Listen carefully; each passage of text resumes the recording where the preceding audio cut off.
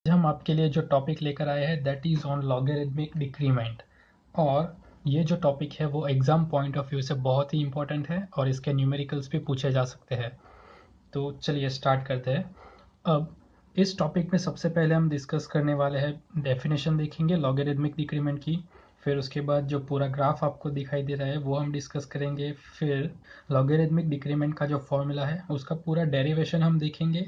और लास्ट में पूरा डेरिवेशन आपको कैसे याद रखना है वो भी मैं आपको ट्रिक दिखाने वाला हूँ। सो इस वीडियो को लास्ट तक देखना और अभी आप मेरे साथ ये थियरी को सॉल्व करते जाओ तो आपको पूरी थियरी याद रह जाएगी। तो चलिए, अब ये जो लॉगरिथमिक डिक्रीमेंट है वो कौन से सिस्टम पर एप्लीकेबल है? तो it is applicable for under damp system zeta less than 1। So वैसे सिस्टम जो होती है उस पर ये थियरी एप्लीकेबल है। सो जिसने भी अंडर डैम्प सिस्टम की थियरी नहीं देखी है हमारे चैनल पर तो वो आप देख सकते हो, और अगर आपने देखा है तो वीडियो को थोड़ा फास्ट फॉरवर्ड कर दीजिए और फिर कंटिन्यू कीजिए। अब ये जो लॉगरिथमिक डिक्रीमेंट की थियरी है वो कौन से सिस्टम पर एप्लीकेबल है? तो it is applicable for under damp system जिसमें जेटा लेस देन 1 होता है, वैसे सिस्टम में। इसलिए मैं आपको रिकमेंड करता हूँ कि अगर आपने अंडर डैम्प सिस्टम की थियरी नहीं देखी है तो प्लीज़ वो देख लीजिए और उसकी लिंक आपको डिस्क्रिप्शन में से मिल जाएगी। और उसी थियरी का बेसिक यहाँ पर यूज़ होने वाला है, क्योंकि यहाँ पर जो इक्वेशन हम यूज़ करेंगे x इज इक्वल्स टू जो गवर्निंग इक्वेशन होता है या तो फिर इक्वेशन ऑफ मोशन होता है वो उसी सिस्टम का यूज़ होने वाला है। सो वो थियरी बहुत ही इंपॉर्टेंट है इस थियरी के लिए। सो पहले आप वो थियरी विजिट कर लेना, उसके बाद ये थियरी देखिए तो आपको परफेक्टली समझ में आ जाएगा। चलिए, तो उस थियरी में हमने देखा था कि जो वाइब्रेशंस होते हैं वो कंटिन्यूसली डिक्रीज होते हैं और जो डोर होता है वो अपनी मेन पोजीशन पर आ जाता है, वैसा हमने देखा था। और उस थियरी में जो हमें ग्राफ मिलता था अंडर डैम्प फ्री वाइब्रेशन का वो कुछ इस तरह से था। तो वही ग्राफ हमें यहाँ पर ड्रॉ करना है लॉगरिथमिक डिक्रीमेंट में। चलो, तो अब ये ग्राफ आपसे ड्रॉ हो गया। तो अब यहाँ पर जो पहला आपको ये दिख रहा है पहला एम्पलीट्यूड, उसको नाम देना है आपको x1 because it is the first amplitude. और यहाँ पे पॉइंट दे दो a, फिर this is point b, this is c and this is point d। Now first amplitude को हमने नेम दिया x1, देन सेकेंड एम्पलीट्यूड को नेम दो x2, देन थर्ड वन को x3 एंड फाइनली जो लास्ट है उसे हम देंगे xn। नाउ यहाँ पर this is the origin point 0। अब 0 से टाइम है यहाँ पर t तक, लेकिन for the first amplitude let's assume that time is t1, right. फिर यहाँ से ये जो पॉइंट है दैट इज t1, फिर 0 से यहाँ पर सेकेंड एम्पलीट्यूड का जो टाइम है that is t2। So this time is t2, here time is t3 and here time is tn. Now what is the time period? Time period मतलब दो successive amplitude के बीच का जो टाइम होता है that is the periodic time. So यहाँ पर जो टाइम पीरियड रहेगा टी इज इक्वल्स टू, ये भी हमने देखा था प्रीवियस थियरी में, ऑलरेडी हमने देखा था कि that time period is twice pi by omega D. And यहाँ पर हमें ओमेगा डी यूज़ करना है। why not omega n and why only omega d? Because omega d जो है that is the frequency of damped vibrations. So यहाँ पर omega d लिखना है।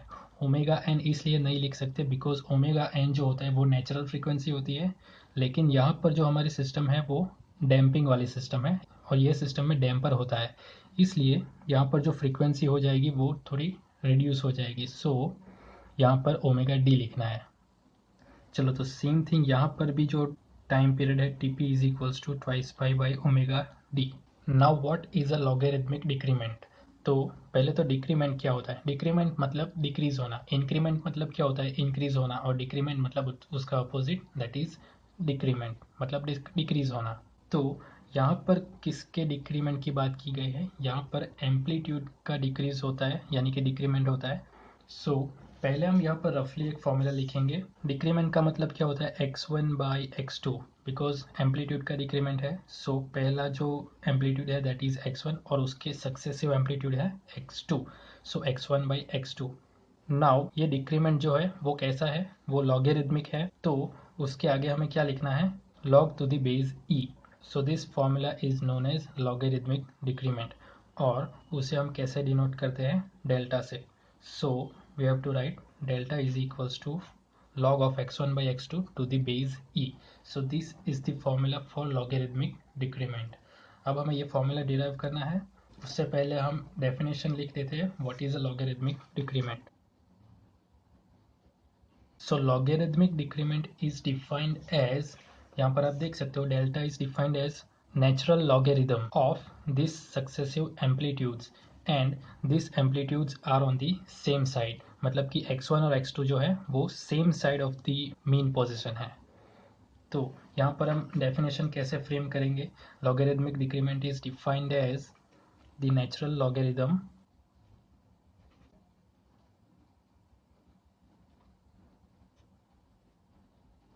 so it is defined as a natural logarithm of the ratio of successive amplitude, मतलब x1 by x2।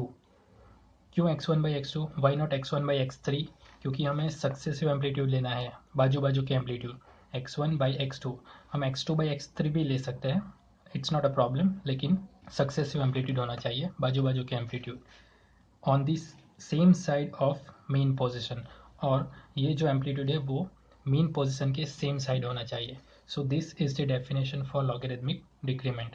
चलो तो अब हमें पूरी थियरी को डिराइव करना है। सो स्टार्ट हम कहाँ से करेंगे, हमने जो यहाँ पर ऊपर लिखा है टाइम पीरियड, उसी से हम स्टार्ट करेंगे। So we can write periodic time t is equals to twice pi by omega d, right. अब ओमेगा डी की जगह पर हम क्या लिख सकते हैं, under root 1 minus zeta square into omega n. ये भी हमने प्रीवियस थियरी में देखा था। नाउ मैंने जो आपको इक्वेशन बताया स्टार्टिंग में, delta is equals to log of x1 by x2 to the base E. So यहाँ पर क्या है x1 बाई x2। सो अब हमें क्या करना है, अब हमें x1 और x2 फाइंड करना है। लेकिन हमें पता है आगे की थियरी में हमने देखा था कि x जो होता है that is the equation of motion, और वो कैसा होता है, x is equals to capital X into e race to minus zeta omega n t into sine omega d t plus five. So this was the equation in previous theory for under damp system. अब यहाँ पर x1 की बात कर रहे हैं तो यहाँ पर 1 लिख देंगे, फिर टाइम में t1 और यहाँ पर t1। नाउ सेम वे हमें x2 के बारे में इक्वेशन लिखना है। So x2 is equals to x into e race to minus zeta omega n t2 into sine omega d t2 plus 5। अब यहाँ पर x2 का जो फॉर्मूला है उसे हम थोड़ा सिंप्लीफाई करेंगे। सो यहाँ पर क्या करेंगे, t2 की जगह पर हम क्या लिख सकते हैं, t2 की जगह पर हम लिख सकते हैं t1 प्लस tp। सो वो हम यहाँ पर रिप्लेस कर देंगे t1 plus tp into sine omega d, यहाँ पर भी t2 की जगह पर t1 plus tp plus 5 as it is. और यहाँ पर आपको ये चीज़ बोलना नहीं है, यहाँ पर जो है वो ओमेगा एन है और यहाँ पर ओमेगा डी है। सो जब भी आप ये थियरी लिखो तो ये कन्फ्यूज़न नहीं होना चाहिए कि कहाँ पर ओमेगा एन है और कहाँ पर ओमेगा डी है। सो नोट दिस थिंग, यहाँ पर ओमेगा एन रहेगा और यहाँ पर साइन के साथ जो होता है that is the omega D. चलो तो अब इसे आगे सॉल्व करते हैं। यहाँ पर ओमेगा डी इंटू टी1, ये ओमेगा डी को हम मल्टीप्लाई कर देंगे यहाँ पर। So we will get omega D into T one plus omega D into T P plus 5। अब हमने टाइम पीरियड फाइंड किया है T P, this one. So उसे हम यहाँ पर रिप्लेस कर देंगे। So we will get into twice pi by omega D plus 5 as it is. So यहाँ पर ओमेगा डी कैंसिल हो जाएगा। सो फाइनली हमें जो इक्वेशन मिलेगा that will be sine of twice pi plus omega d t one plus 5। अब यहाँ पर sine of 2 pi plus theta form है। सो उसे हम कैसे लिख सकते हैं, साइन ऑफ थीटा लिख सकते हैं because sine is positive in first quadrant. So we can write sine of omega D into T one plus 5। So this is the equation for x2। अब हमें क्या करना है, x1 by x2। So we will replace here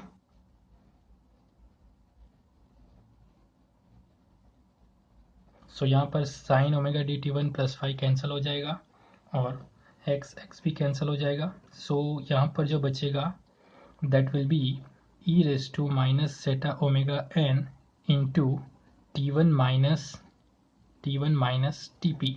so finally इससे हम solve करते हैं तो हमें क्या मिलेगा, e raised to zeta omega n tp, because t1 will get cancelled and here remaining will be zeta omega n tp. So this is nothing but x1 by x2. अब जैसे कि हमने स्टार्टिंग में देखा था, डेल्टा क्या होता है, delta logarithmic decrement is equals to natural log of x1 by x2. So this is the formula for delta, that is logarithmic decrement. अब यहाँ पर x1 by x2 का रेशियो हमने फाइंड किया है, दिस वन, सो उसे हम यहाँ पर रिप्लेस करेंगे तो हमें क्या मिलेगा, delta is equals to log of e raised to zeta omega n tp. और आप जानते हो कि log और एक्सपोनेंशियल फंक्शन जो होता है they are the inverse function. So यहाँ पर log और एक्सपोनेंशियल कैंसिल हो जाएगा, सो हमें जो मिलेगा that will B zeta omega n tp, right. अब tp की जगह पर हम क्या लिख सकते हैं, हमने आगे देखा twice pi by omega D लिख सकते हैं. सो यहाँ पर वो लिख देंगे twice pi by omega d. Now what is omega d? Omega d is under root 1 minus zeta square into omega n. So यहाँ पर omega n और omega n कैंसिल हो जाएगा. So finally हमें जो डेल्टा का फॉर्मूला मिलेगा that will be twice pi zeta upon, वो भी हम देख लेते हैं. तो suppose delta is equals to, हमने देखा था log of x1 by x2, लेकिन अगर हम यहाँ पर x0 से लेके xn तक सभी एम्पलीट्यूड को कंसिडर करते हैं तो तब क्या फॉर्मूला होगा वो हम देखेंगे. मतलब कि हमें xn के फॉर्म में अगर फॉर्मूला चाहिए तो वो फॉर्मूला कैसा रहेगा वो देखना है. सो सपोज पहला एम्पलीट्यूड है x0, right. So log of x0 by उसके बाजू का जो एम्पलीट्यूड होगा दैट विल बी x1. सो हम ऐसा लिख सकते हैं delta is equals to log of x0 by x1. Same way x1 और x2 का हम लिख सकते हैं.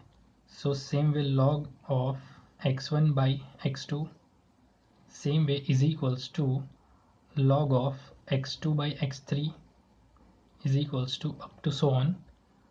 और ये कहाँ तक होगा, अगर हमारे पास n तक एम्पलीट्यूड है तो we can write log of xn होगा, n तक है तो यहाँ पर लास्ट में होगा xn और उसके ऊपर कौन सा होगा x of n minus one, right. So इस तरह से ये हम फॉर्मूला लिख सकते हैं. अगर हम इसे फर्दर सिंप्लीफाई करें तो हम कैसे लिख सकते हैं, यहाँ पर देखो ये भी डेल्टा है, ये भी डेल्टा है, ये सभी डेल्टा है up to n times. So we can write n times delta is equals to x0 से लेके xn तक का log. So log of x0 by xn to the base e, इस तरह से हम लिख सकते हैं. और ये कहाँ से आया, तो इन सभी लॉगरिदम्स हैं उन सभी का समेशन. चलो तो यहाँ पर पहले एक स्टेप मैं आपको दिखा देता हूँ.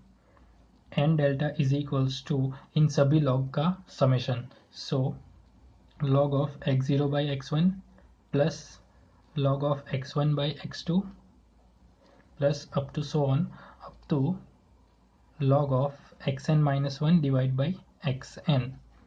सो अब ये कैसे हो सकता है, log of x plus log y plus log z क्या होता है, log of x into Y into Z. So we can write log of x0 by x1 into x1 by x2 into x2 by x3 up to xn minus one upon xn.